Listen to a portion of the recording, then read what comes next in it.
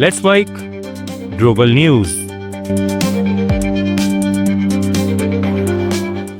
नमस्कार, let's mic global news में आपका स्वागत है। मैं हूं राखी जैन। मध्य पूर्व में तनाव एक बार फिर चरम पर पहुंच गया है। रिपोर्ट्स के मुताबिक अमेरिका और ईरान के बीच सैन्य टकराव तेज हो गया है। अमेरिकी सेना ने दावा किया है कि उसने हॉर्मुज स्ट्रेट के पास ईरान के एयर डिफेंस सिस्टम और रडार ठिकानों को निशाना बनाया है। जवाब में ईरान ने भी बहरीन में मौजूद अमेरिकी नौसेना के 5वें बेड़े पर ड्रोन हमले करने का दावा किया है। इस बीच बहरीन में अलर्ट सायरन बजाए गए हैं और क्षेत्र में तनाव बढ़ गया है।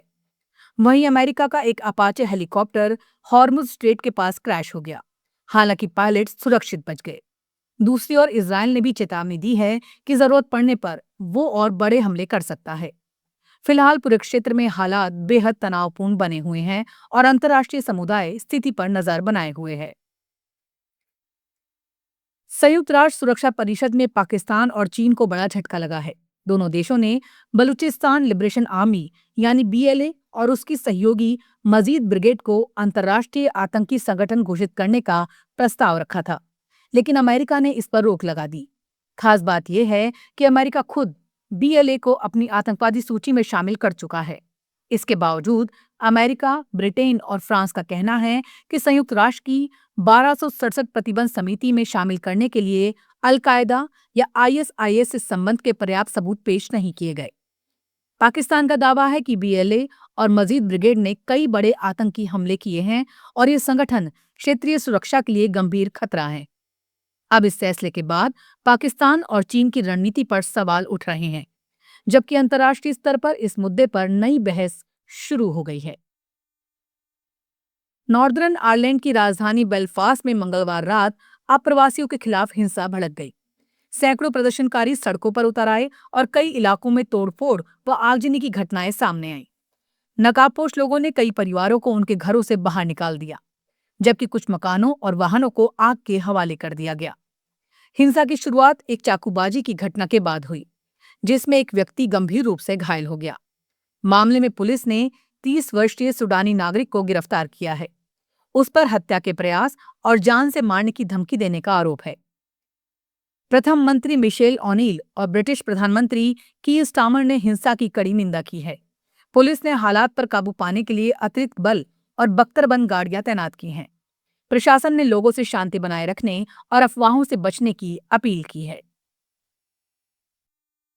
दक्षिण अफ्रीका के जोहान्सबर्ग में एक बार फिर सामूहिक गोलीबारी की बड़ी घटना सामने आई है। गोतेंग प्रांत के क्लीवलैंड इलाके की जंपर्स बस्ती में 10 से ज्यादा हथियारबंद हमलावरों ने कई जगहों पर अंधाधुंध फायरिंग कर दी। इस हमले में 12 लोगों की मौत हो गई, जबकि 9 घायल हुए हैं। हमलावर सफेद टोयोटा क्वांटम वाहन में आए थे और वारदात के बाद फरार हो गए। वहीं कनाडा में एयर कनाडा के पूर्व पायलट जॉफ्री वॉल पर फर्जी लाइसेंस के सहारे वर्षों तक उड़ानें संचालित करने का आरोप लगा है। जांच एजेंसियों के मुताबिक वो 900 से ज्यादा उड़ानें उड़ा चुका था। पुलिस ने उसे धोखाधड़ी और जाली दस्तावेजों के इस्तेमाल समेत कई आरोपों में गिरफ्तार किया है। मामले की जांच प्रोजेक्ट इकारस के तहत जारी है। पाकिस्तान और अफगानिस्तान के बीच तनाव एक बार फिर बढ़ गया है। तालिबान सरकार के मुताबिक पाकिस्तान ने कुनार, खोस्त और पख्तिका प्रांतों में एयर स्ट्राइक की, जिसमें 11 बच्चों, एक महिला और एक बुजुर्ग समेत 13 लोगों की मौत हो गई और 14 महिलाएं घायल हुईं। तालिबान ने आरोप लगाया है कि पाकिस्तानी सेना ने आम नागरिकों के घरों को निशाना बनाया और इसे अफगानिस्तान की संप्रभुता का उल्लंघन बताया है। हालांकि पाकिस्तान की ओर से इस हमले पर अभी तक कोई आधिकारिक बयान नहीं आया है। ये घटना ऐसे समय हुई है जब दोनों देशों के बीच सीमा पर तनाव और झड़पें लगातार जारी हैं। इससे एक दिन पहले पाकिस्तान के खैबर पख्तूनख्वा में हुए हमले में उसके 6 सुरक्षाकर्मी मारे गए थे, जबकि पाकिस्तान इन हमलों के लिए टीटीपी जैसे आतंकी संगठनों को जिम्मेदार ठहराता रहा है और अफगानिस्तान पर उन्हें पनाह देने का आरोप लगाता है, जिसे तालिबान खारिज करता है। दोनों देशों के बीच हालिया घटनाओं ने सीमा पर हालात और ज्यादा संवेदनशील बना दिए हैं। बांग्लादेश के प्रधानमंत्री तारिक रहमान इसी महीने चीन के आधिकारिक दौरे पर जा सकते हैं। माना जा रहा है कि 23 से 26 जून के बीच होने वाली इस यात्रा का मुख्य उद्देश्य चीन से अधिक निवेश और वित्तीय सहायता हासिल करना है। आप सुन रहे थे let's mic more than radio. Follow कीजिए हमें हमारे सोशल मीडिया प्लेटफॉर्म्स पर।